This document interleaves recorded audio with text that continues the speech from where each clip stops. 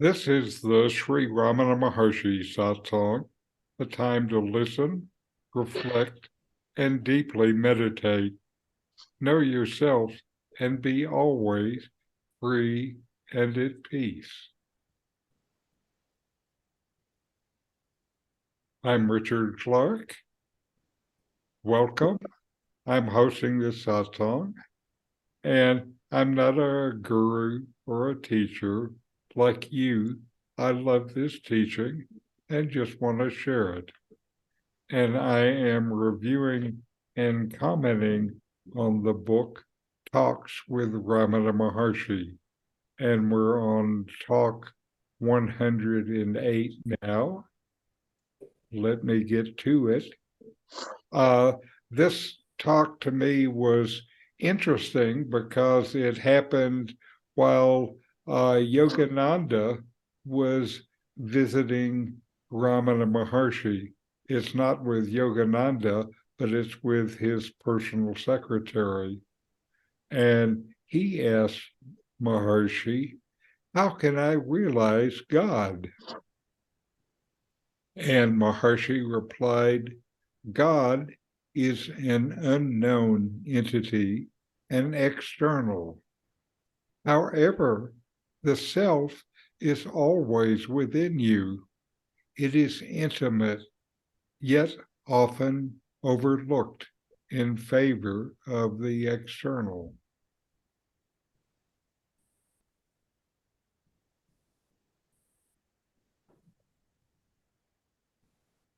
Now, I think this is interesting to me because Yogananda's personal secretary asked these questions to Ramana, and he was a close associate of Yogananda, who many saw as a spiritual teacher. I bet he had asked Yogananda and wasn't fully satisfied with the answer, so he wanted something more. His first question was the most basic: how can I realize God? Maharshi replied that God is often seen as an unknown external entity, whereas the self is always present within us as our most intimate and essential nature, always present and always known. Rather than trying to find God outside of ourselves, Maharshi advises focusing on the self, our self, which is always present and available for realization. Ramana says the self is always present within us as our most intimate and essential nature. So instead of looking outside, God is within you. Look for what is always within yourself.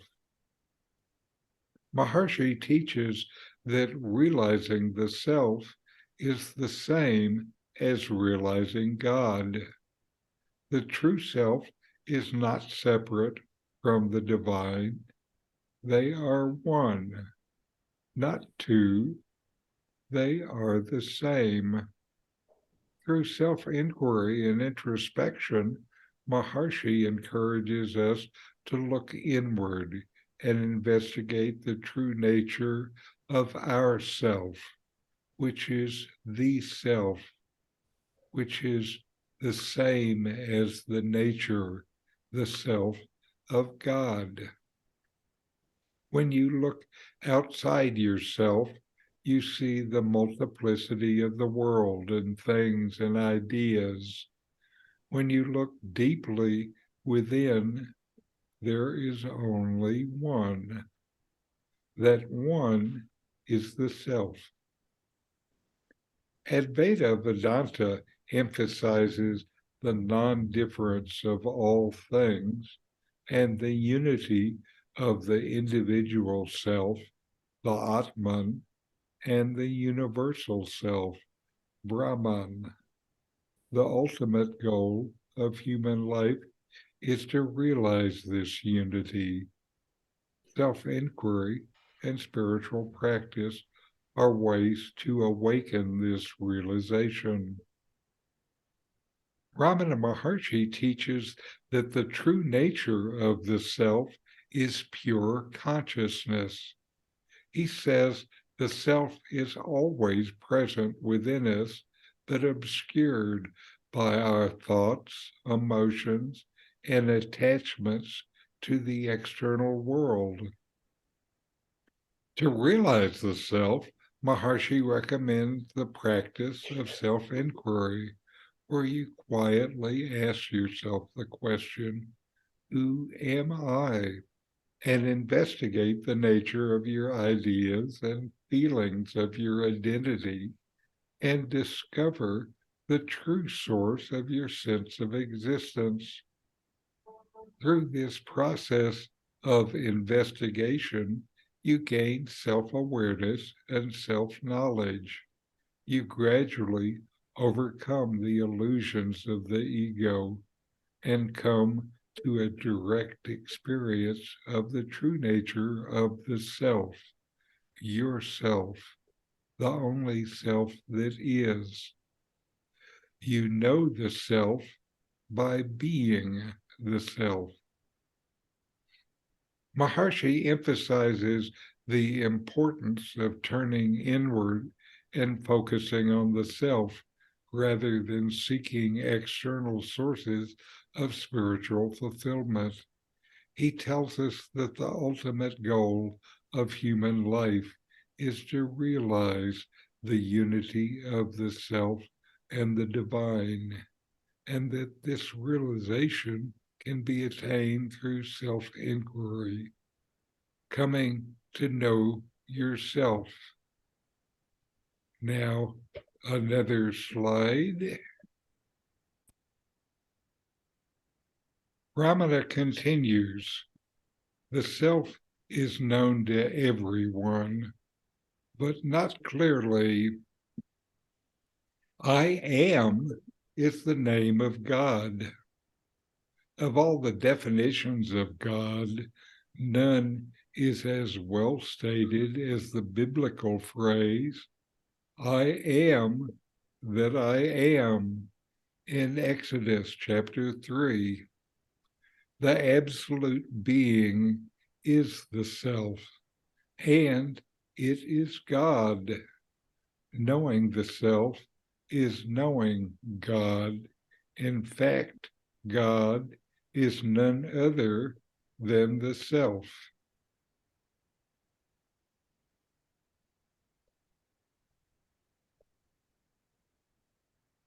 So Ramana Maharshi continues, pointing out that the self is known to everyone, known but not clearly, since it's obscured by all these ideas of existing as an individual ego I, with its accompanying world, others, and higher power. Ramana explains that the self is always present and can be experienced directly as being, as existence itself, existing and knowing that you exist. He further reveals that I am is the name of God, and that the biblical statement, I am that I am, is an excellent definition of God. The name Jehovah literally means I am. Maharshi goes on to say that there are other ancient Sanskrit statements that express the identity of the self and God, like Tattvam Asi, I am that, and Aham Brahmasmi, I am Brahman. However, he suggests that none of these statements is as direct as the name Jehovah or I am. Maharshi declares that absolute being is what is, and it is the self. There is only one self. There is no other self. Absolute means there is no other being or existence, no alternative to being. In other words, the true nature of the self is identical to the nature of God. By knowing the self, you realize the ultimate truth of existence and attain liberation from the idea of birth and death. Ramana Maharshi emphasizes the importance of self-inquiry and direct experience in realizing the true nature of the self, rather than any mental idea of the self. Mental ideas are only constructs, not the real thing. He encourages us to turn our attention inward and ask ourselves the question, who am I, to uncover the underlying reality of our existence. Advaita teaches the self is not limited to the individual self, but encompasses the universal self, or Brahman, as well. They are one, not two. The true nature of the self is pure consciousness, which is the same as the nature of God, or the Absolute, or Brahman. Ramana uses the metaphor of the movie and the screen. The movie shows all kinds of images and the drama. The self knows all that is projected onto the screen, all the experiences and phenomena, but is not affected by them, not touched by the fire projected onto the screen in the movie.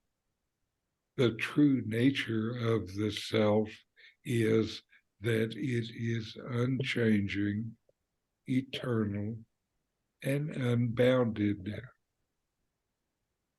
Maharshi's teachings have had a profound influence on spiritual seekers around the world. His emphasis on direct experience and self-inquiry has inspired many to pursue the path of Advaita Vedanta and to seek the realization of the self. His teachings also emphasize the importance of compassion, humility, and service as integral parts of the spiritual journey. The heart of it, though, is self-investigation to discover what is real, what is always within you. The heart of it is a matter of identity. So inquire, know yourself.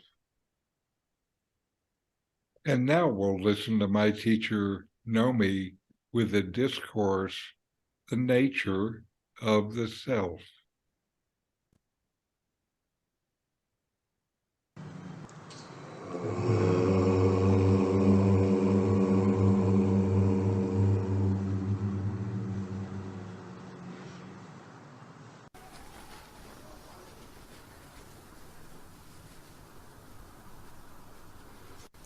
Not bound by the body. We are existence without beginning or end. Not bound by thought. We are of the nature of self-luminous consciousness, indivisible and non-objective. Not bound by that which is worldly appearance or illusion. We are immortal bliss without cause or condition. If you know yourself, you are the Supreme Brahman. If you do not know yourself, then you must inquire as to who it is that does not know. If such an inquiry is deeply made, you know. For there are not two selves, a self to know and a self to be known. The self is only one, mind transcendent, body transcendent, without the least trace of differentiation or individuality.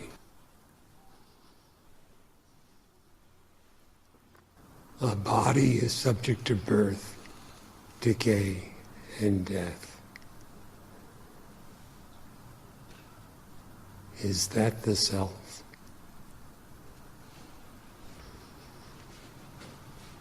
If you set yourself free of misidentification with the body, what are you?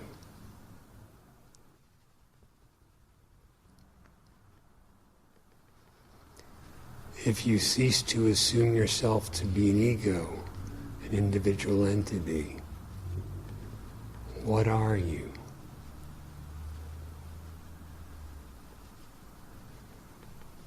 What you are then is what you are now and always. It has only to be realized deeply within.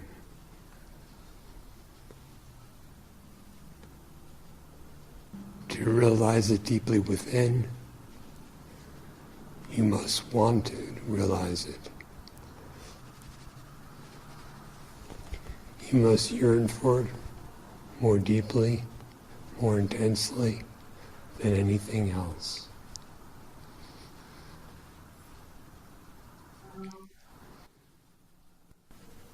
All your desires for happiness and peace are fulfilled when you realize the truth of the self, what in truth you are. You find that that for which you've been searching for so long is the ever-existent. Not here, not there, not now, and not then, but precisely who you are.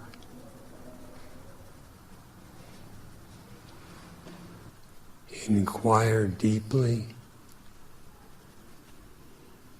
to know the self, just as Sri Bhagavan has recommended, and you will understand. The infinite, the eternal, Brahman, the vast absolute, the supreme good, Shiva. This is our very nature. It need not be attained anew.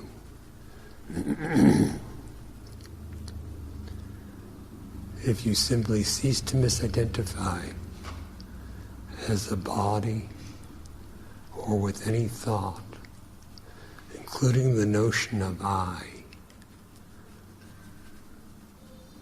the self will clearly reveal itself to itself.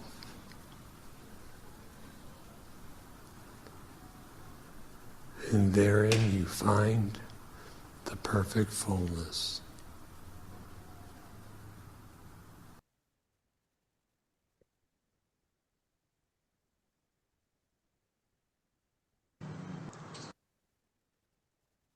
All right.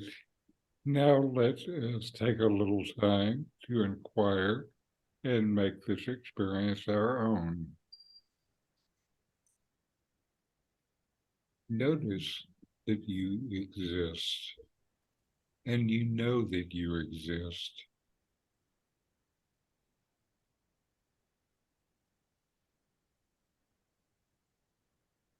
Now inquire, investigate within yourself. What is always there?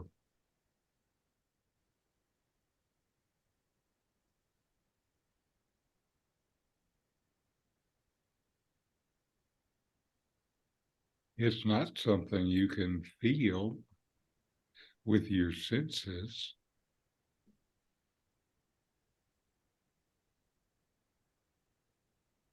It's not something you know about with your mind. All of these come and go.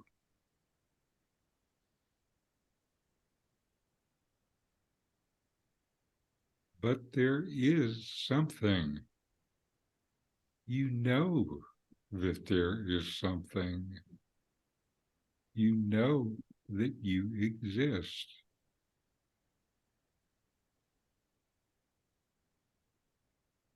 What is always?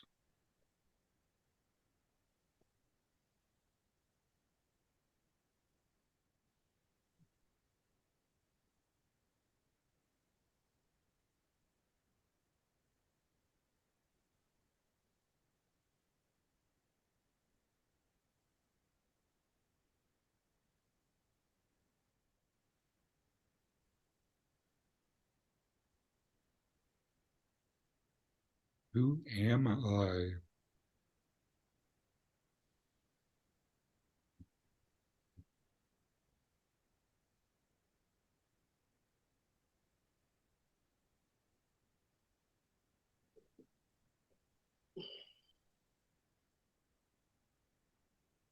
What is the nature of my existence?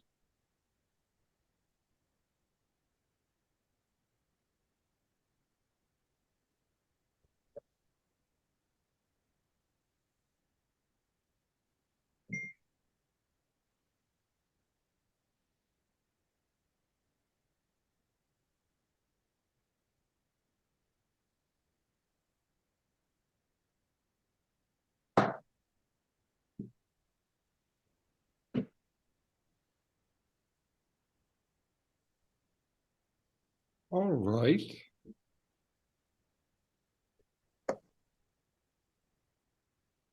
Let's close with a chant. Om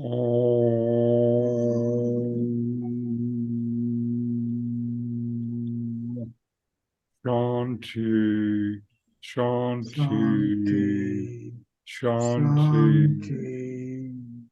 Om. Peace, Peace. peace, Peace.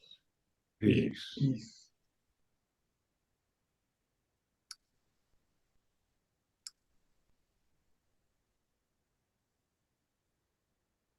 All right. Any discussion? Well, I just have to say that photo of Ramana is so deeply touching to me.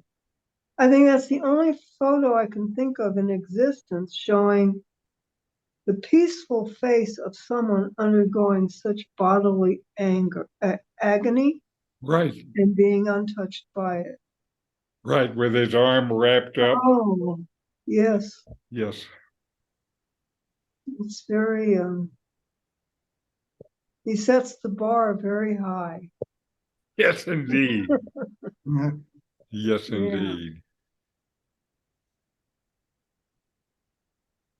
I also love that particular photo, and it's so expressive. It feels like to me that you can feel him Yes, just inside, just looking at it. yeah. And again, one of the things about him is while he was dying, of this cancer, his concern was that the people who wanted to see him might not be able to see him. And he made sure while he was doing this, he spent most of every day available just for the people to come and have a moment with him before he died. Yeah. That, for lack of a better way to say it, that is the most extraordinary love. Absolutely. Yes, indeed. Mm. And he tried to calm people's fears, saying, "Where can I go?" Mm-hmm. This is this no alternative bit of non-duality. Yeah. He exists, and existence doesn't stop existing just because the body isn't there anymore. Yeah. Yeah. It's an extraordinary example of someone who is not the body, who's Yes. in the body and it's definitely not the body.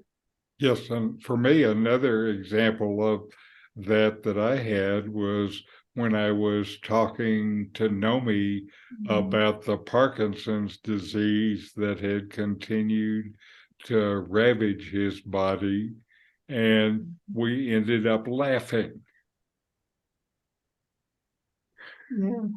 It's not something you usually laugh about. I had two other friends with Parkinson's, and we never laughed once.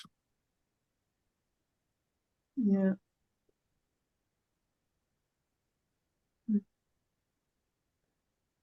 And to me, that's also part of what Ramana said that he did for the world. He said, "I show that I exist. What more can I do?" Mm-hmm. Hmm.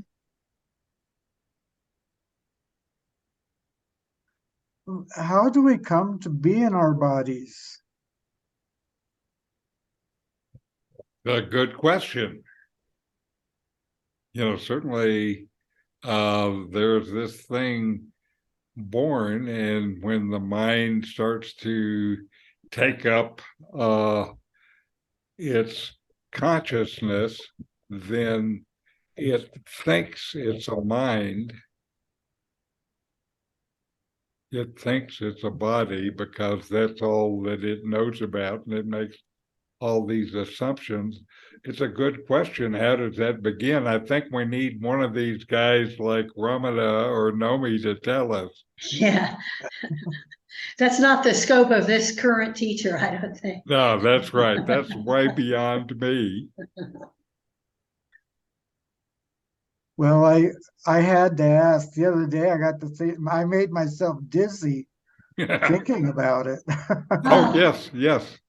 That's one of the things when you're doing some of this chasing inside of yourself with inquiry. Sometimes it can seem like that bird that's flying in a circle, swallowing its own tail. It's hard to figure out where it begins and where it ends. Mm-hmm.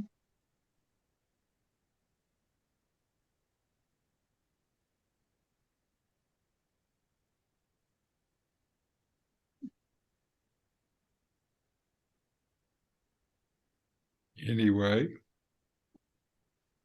it was more good stuff from Ramana.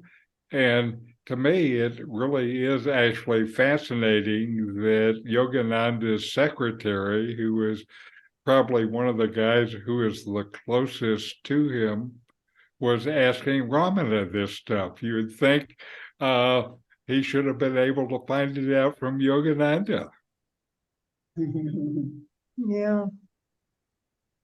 Yeah, my understanding of self-realization fellowship is a big focus on meditation Mhm. and not on the self. Right. Yeah, and their practices are a lot of body stuff, like Yeah, moving energy up and down your spine and stuff. yeah, Definitely dual. We have a Yeah. friend who I keep wanting to invite her to some of Richard's things, but she's like, no, Yogananda is my teacher. But yeah. Well, that's where she has it's to her be. path. Yeah, And certainly that's been, if you read through spiritual teachings really for uh, thousands of years, this uh, kind of split between practice on one hand and realization on the other hand has been there, it seems like, forever. yeah, And there are teachers, many teachers who what they teach about is practice. And there are some other rare ones who what they teach about is this formless realization. Mhm. But more of them you will see talking about practice because it is an extraordinary person that gets to this other step and who somehow is able to move from the world of form to the world of formlessness.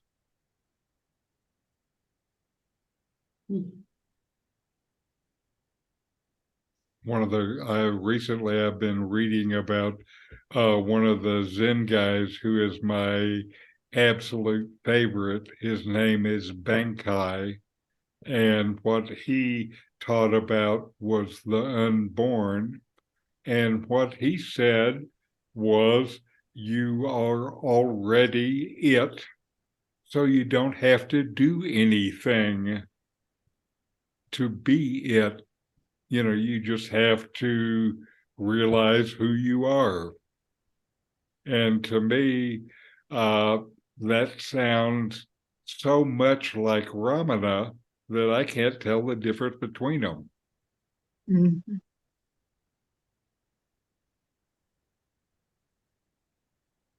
And so he was saying the secret to Zen is not sitting on that stupid cushion for 20 hours a day, but the secret of Zen is knowing who you are. I wish I had figured that out during the 25 years I was studying Zen. It's a secret and they don't tell you.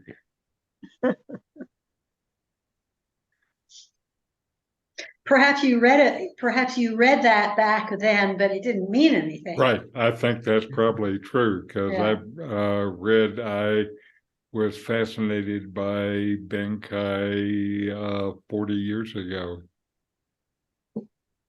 And I had this rapport, but I didn't know what it meant. Anyway, other questions, discussion, comments?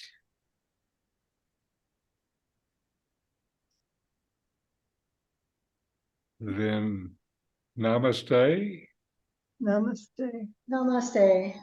And and thank you. we'll see Thank you you. next week as we continue to visit the talks with Ramana, and I will have more from this dialogue with Yogananda's private secretary.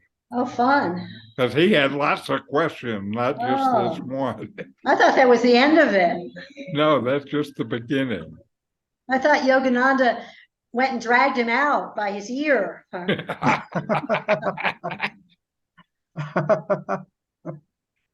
Well, it was at a meal and he couldn't do it. Okay. And if it grabbed him by his ear, he would have to use his correct hand because the left hand would be all sticky with the food. He probably did it later, though. That's Yeah. right. Yeah, I may have slapped him around a little. I don't That's right. Once he got him home. know. Anyway, again, namaste, and we'll see you next time. Thank you. And thank you for joining. These videos help bring Ramana Maharshi's teachings into your direct experience. Subscribe now to help you deepen your understanding and practice to know the self. Just click the subscribe button.